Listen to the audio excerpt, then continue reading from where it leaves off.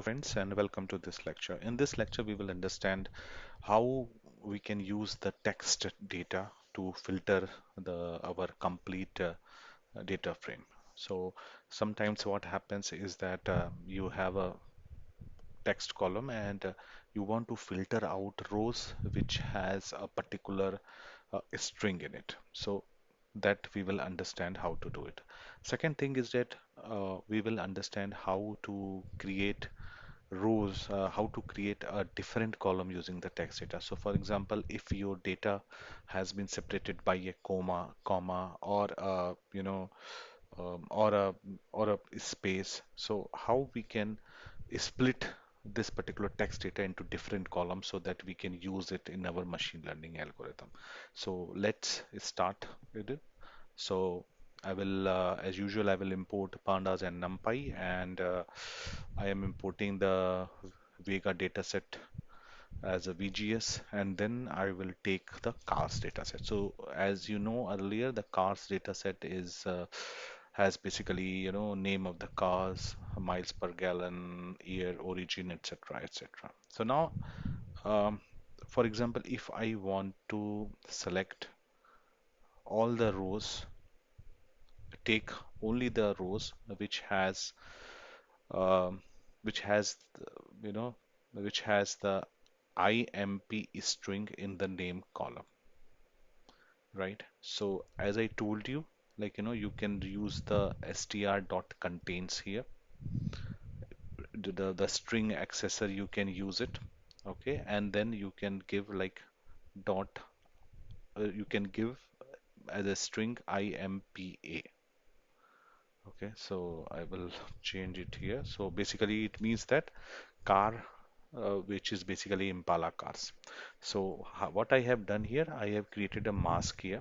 So mask df.name dot str dot contains then the string name which you want to basically filter out, and it will give you true and false information, and then you basically do the df and then the mask you can do. So basically, you can also give the complete, this part you can paste it here. But for the simplicity sake and for the understanding, I have created it here. So if you run it here, you can see that there are 1, 2, 3, 4 rows which have the string IMPA in it. So that's how we have separated it. So for this, you have to give this as str dot contains, and you're filtering out all the rows which has IMPA string in it. Okay, so that's how we'll do it. And again, another thing that I can show you is that select all the rows which contains in the name column lark. Okay, so if I run it here.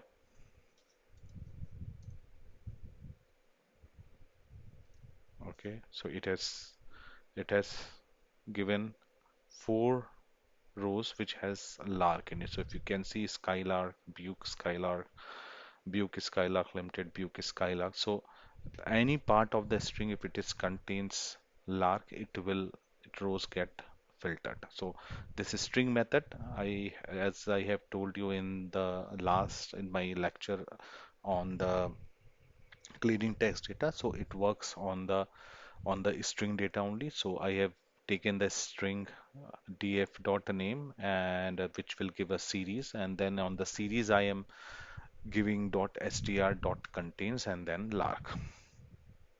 In the same way, uh, here I have given it in complete in a one string. So this is the basically our mask, and then outside we are giving the df as a df to basically getting the rows. So all the rows which contains the Ford cars are getting filtered here. So this is how you filter the data using str.contains or str.start with with using the using the string accessor. So the Earlier I have used the contains, but you can also use the starts with. So anything that starts with Ford, which it gets filtered.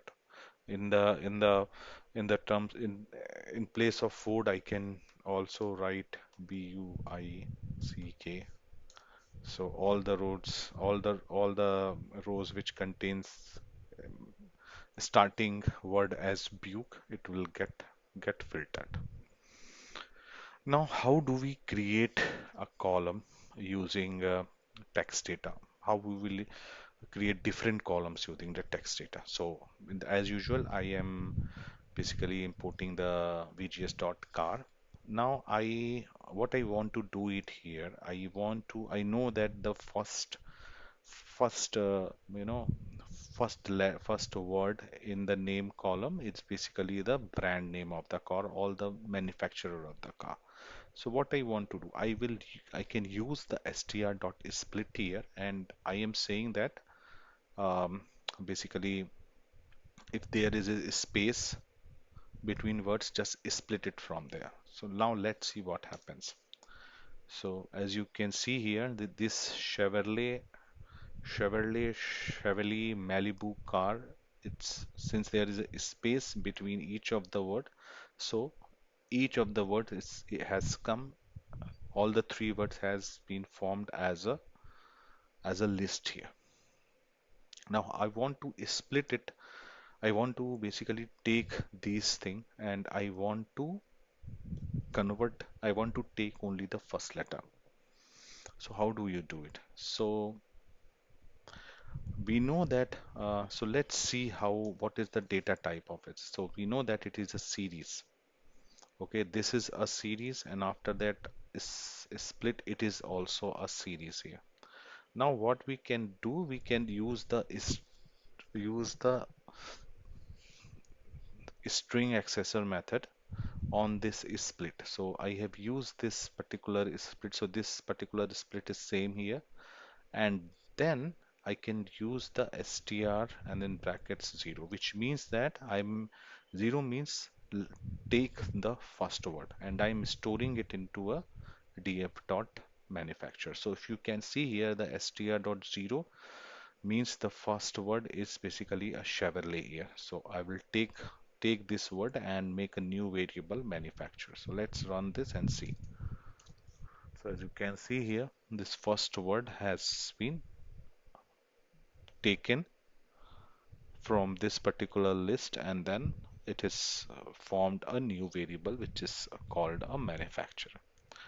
Now other method that you can do here is that you can use the str.split, and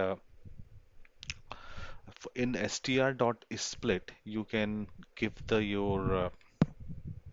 your separator. So it could be a space and comma, but here we have the space, so I'm giving a space here, and then you give n is equal to 1, which means that whenever you find a uh, first occurrence of this separator, you split it from there. So first occurrence of our separator is happening here, so it will split it here, and this part will form one variable and this part will form the another variable. So I have given a two variable name here, name1 and name2.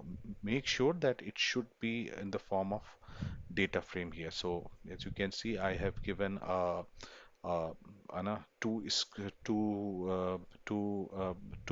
have given the name1 and name2 in two brackets here, so which means that it should be in the form of data frame, and expand is equal to true, which means that please expand it. So if you can see here, okay, this name1 has been extracted from here, the first part, and since n is equal to 1 to the first occurrence, it has separated it and make this Chevrolet as a name1 and Chevrolet Malibu is name2. Same thing, if you want to s- split it into two, so it will basically, what happens, it will divide your data two times. So the first occurrence also and the second occurrence also. So there will be a three variables of your three variables will be formed of the original variable, that is a df name. Okay, so let's run it and then try to understand. So if you can see here, okay, name one, name two, and name three. So it is n is equal to 2. So it will first split it from here, then split it from here, and the third split will not happen because the third, so split it from here. So that is why there are 1, 2, and 3 variable. If you give n is equal to 3, so it will become Malibu as an another variable, but the next one will be a blank one because there is nothing to split here. So df is equal to name I've be taken. So if it is n is equal to 2, then you have to give the three variables name because the last part will automatically get generated, right? So let's understand it once more if I am not clear. So n is equal to 1, it will find the first occurrence of this separator, which is a blank here. It could be a comma also. So it will basically split it from here. So there will be two variables of form. So first one is this one, okay, and the second one is the complete this part, as you can see here, right? If you give n is equal to 2, it will form three variables. Why? Because it will first split it from here, then it split it from here, and the third variable will automatically get separated. So you have to give it a three names here. If you give it four, then you have to give it around. If you give it a three here, then you give a four variables. If you give it a four here, you have to give five here. So every time it will be number of variables generated will be n plus one. Okay, so I hope this tutorial is clear. So I think these are the very important functions. Uh, I recommend you to go to the Pandas str accessor documentation page, and there are uh, many more functions like this that you can use it. So you can go there and practice it. But these are the some of the most frequently used functions that I have told you in the in my lecture, the cleaning text data, and this lecture, like filtering data and creating new columns also. So that's all for now. Let's see you in the next lecture. Thank you.